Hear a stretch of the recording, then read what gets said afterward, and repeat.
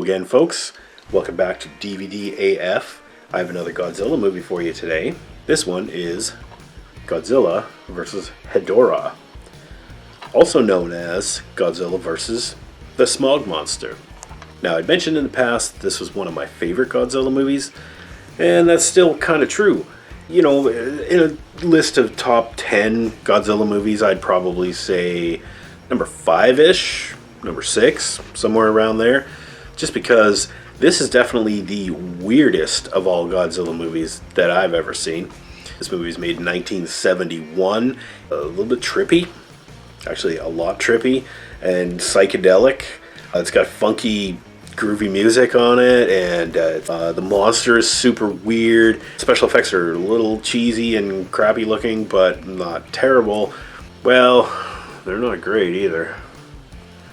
So the plot is, basically there's a creature, I believe it's supposed to be of extraterrestrial origin, that feeds off of mankind's pollution and grows larger and becomes Hedorah, also known as the Smog Monster, but it really should be called the Crap Monster, Godzilla versus the Crap Monster, because this thing, it's a big like pile of goop portrayed by a man in a suit, so it's like a latex, melty, weird goop monster thing, and it like oozes like diarrhea like everywhere it goes. I don't know, it's a gross monster, and apparently it feeds off pollution and, you know, inhales all the smoke out of smokestacks and stuff like that, and it spreads pollution everywhere and toxic waste and all this stuff, and so that sounds like a problem only Godzilla can take care of. Now, there's really not a whole lot of plot in this one, other than, yeah, there's this alien weird poop monster invading Japan, and Godzilla's got to stop him. But, I mean, it's discovered by a scientist and his kid. Okay, the scientist, like, he goes diving, and he encounters this creature, and he, I think, gets burned by it or something like that. So, in the very, like, second scene that he's in, he's got, like, bandages covering all these burns that he's got on his face, and he's laying in bed, and he basically spends the entire movie in bed, or relaxing, or whatever. Well, I guess not relaxing. He's got horrible burns on his face. He's recovering. But yeah, the movie's about him and his son discover the details about the Hedorah and maybe how to defeat it, and help the military to come up with this plan to defeat Hedorah. Meanwhile, Godzilla gets involved, of course, and chases Hedorah all around Japan, and they fight a couple of times, which most of the fights in here are kind of... I mean, Godzilla looks okay, except for in a couple of shots, it's very obvious. You can actually almost see where the like actors' breathing holes are in the neck of the Godzilla costume. So that looks really cheap. But, of course, this is like a DVD quality that I watched. So I would have got a different effect back in the theaters back in the day without the ability to pause. The monsters are a little rubbery and floppy looking. I think Hedorah, however, is a kind of a cool looking monster, even though it looks kind of like gross and disgusting, but it's got these big weird eyeballs, and it's like just, it oozes crap everywhere that it goes. And it actually, most of the fight scenes are like Godzilla and Hedorah like pushing each other over or standing far away from each other and taunting each other or looking at each other and checking each other out and stuff. The fight scenes are very long in this, and to the movie's detriment, actually. I mean, this was a similar thing going on in Godzilla vs. Gigan, where the fight was too long and it was just, I got bored. I did kind of get bored in this one, but there's enough weird stuff happening in this movie that I don't really mind too much. I mean, but the fights are a good part of the movie. Sometimes they're a little bit much to get through. Other times it's like, wow, holy cow, I can't believe this is going on, and like things are happening really fast. And then there's other points where it just slows right down, and like I said, the two monsters are just kind of staring at each other the whole time, and nothing's happening. And there's moments in this movie when it's like completely silent. No sound effects, no soundtrack, nothing. But it's completely silent, and for like 30 seconds we're just looking at the Hedorah puppet moving its eyeballs back and forth. It's like, just get with it, man. Just go. Like, okay, so there's a little bit of the negative in there, and that's most of the negative. I mean, okay, of course the acting's kind of bad, or at least the dubbing is atrocious, because I watched this in the English dub version. Been a couple of years since I'd seen this, and I think this time around I didn't enjoy it as much as I did back in the day, but, well, I guess I enjoyed it for different reasons.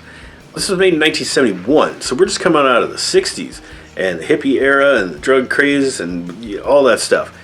And there's sequences in this movie which are very, I guess the term is avant-garde, because it just, like, there's a lot of jump cuts between, and juxtaposition between different things going on. There's actually, like, animated sequences in there, which are kind of goofy and also kind of creepy. There's a kind of a musical dance number kind of scene, several of which, in fact.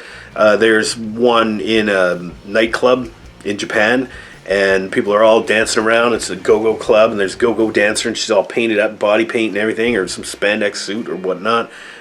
And there's like the flashing, the pulsating, like groovy lights going on in the background, and they're playing a funky song called Save the Earth, and it's all about environmental. But this guy is like, I don't know if he's drinking too much or he's, doing some crazy psychedelic drugs or something, but he looks around the club, and everyone in the club is like wearing a fish mask, and they're all dancing around with all these floppy fish heads everywhere, and it's like, what the fuck is going on here? And then all of a sudden, like, this slimy brown goop comes pouring down the stairs, and Hedorah, our pollution creature, the smog monster, attacks this nightclub. Just all this sludge comes down the stairs, and it engulfs this cat, and then it retracts and it leaves all this poop all over the place. Yeah, so that's weird. And then, the monster itself is pretty weird. It actually can transform from, like, its terrestrial form to its aquatic form and its aerial form, I guess, like a flying configuration, whatever. And it transforms with cool, crazy, spacey sound effects and stuff, and it actually, like, shoots, like, laser lightning bolts or whatever out of its forehead or its top of its eye or something, and but Hedorah, its main attack, is weaponized diarrhea, apparently. There's a scene where it knocks Godzilla, like, into a trench or something like that, and it just starts shitting on him. Like, and it's like oozing all this greenish, brown, gross-looking just crap, using its crap attack against Godzilla. And Godzilla's like flailing around in it, and it's all gross looking, and it, like, I'm not gonna lie, that made me laugh my ass off. Yeah, and of course there's a human plot in this too, like there is in every Godzilla movie, but this one is pretty minimal. This is mostly monsters in this one. Principal protagonists are like the professor that never gets out of bed, Professor Relaxo, and his young son Ken, who runs around in short pants like every other kid in a Godzilla movie in the 70s. And those two are really the only, like, characters that matter. There's this other guy, the guy that was tripping out in the nightclub, does nothing in the entire movie to contribute except for maybe spout a few lines of exposition. He eventually gets killed. He gets crap attacked and keels over and dies from this, like, toxic sludge that the Hedorah spits out at people. Oh yeah, and there's like well, not gore, but there's some, like, really ghastly effects where Hedorah flies over, like, crowds of people, and they all collapse to the ground and die, and then they, like, disintegrate into skeletons and stuff, and the little kid sees this, and he's like, oh my god, and he runs away, and it's like, well, it's a kid's movie, but that's a little freaky for, like, little kids to be looking at. People turning into skeletons, or people's faces melting and stuff, and 1971, man, go figure. Now, I saw this movie in the theater. I was probably about 8 or so, probably like 1979, something like that, 78, 79. So it was like re-released, and I saw it under the title of Godzilla vs. the Smog Monster. And this was the very first time I'd seen Godzilla in the theater. I think I might have seen a little bit on TV, not very much. By then I think I probably had seen the Godzilla animated series, which I just reviewed on this very same show. But I didn't know that much about Godzilla. And this was like kinda my big screen introduction to Godzilla. And it's a lot of fun, this movie. And it's weird as fuck. Like I said, those animated sequences in there, the musical numbers. Let's not forget the hippie dance party at the top of Mount Fuji. Yeah, so it's super weird. It's unintentionally super funny. Also, another good scene is when, the final battle with Hedorah and Godzilla, where the humans are trying to persuade Hedorah to cross between these two electrodes and get electrocuted between them. The professor and his wife drive to the scene, and they're like, just a couple hundred yards away watching this.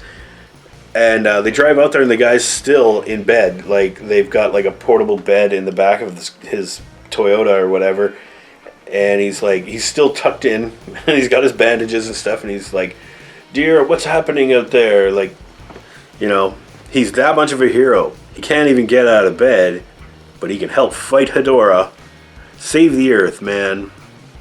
So there's like a positive environmental message here, I guess, that if we all work together and believe in Godzilla, then we can stop global warming or whatever. I don't know. I mean, it's hard to look at this environmental thing made in 1971 and compare it to today's society and climate and culture and all that stuff. I mean, we should have listened, right? I'm surprised there isn't an Hedorah or two flying around out there somewhere. So overall, what do I give Godzilla vs. Hedorah as a letter grade? Like I said, this is a tough one. It is one of my favorite Godzilla movies because it's really memorable. But as a movie, there's times when I found it got a little boring. I'm going to give it a B+.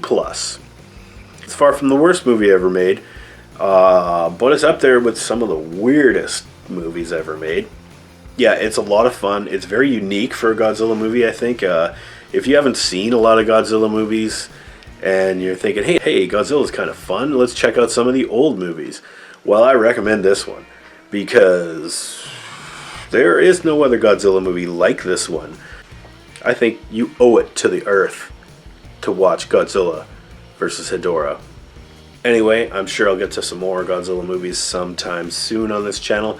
Maybe VHS, maybe DVD, who knows? So until next time, G fans, have a good one.